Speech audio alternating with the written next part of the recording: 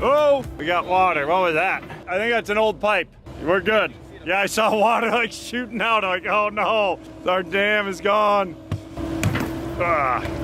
That's gonna start bringing in a lot of water. Found our old pipe. This was going to the waterfall, and we had an old wetland filter in here years ago. My biggest concern is that those pipes are going somewhere and they're staying underwater, which means all the water is just going to continue siphoning from the pond down into this lower elevation.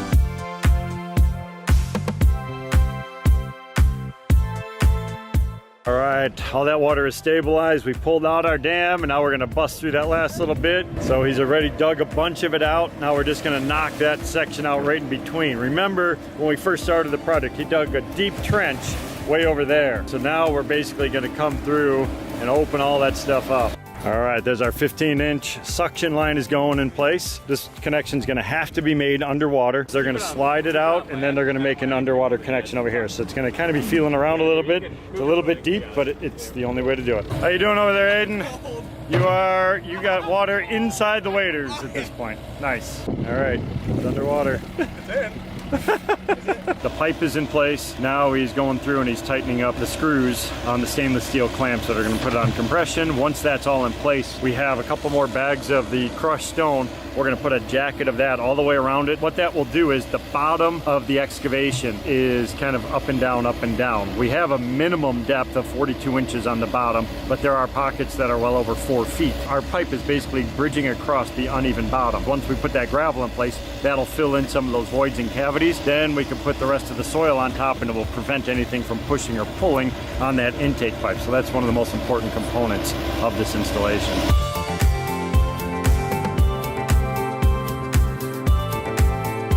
Dam has been reestablished. We're going to come in with a little bit more soil, put this little culvert pipe here in front. This is just allowing access, so that's for opening and closing the valve to allow water to enter for the pump. That's for routine maintenance.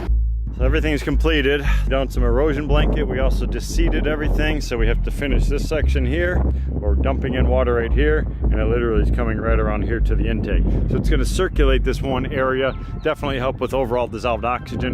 You can see we have a series of aerators out there in the middle in those deep zones, which are also helping. Overall water quality is really good here. They do a great job of managing the watershed. They have some buffer zones around the perimeter. They stock it regularly with fish.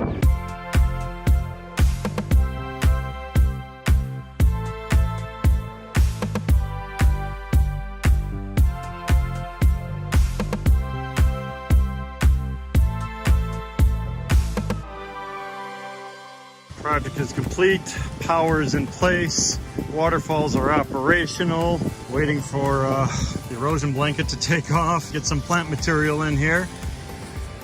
But overall, everything seems to be functioning well here. So check out that waterfall.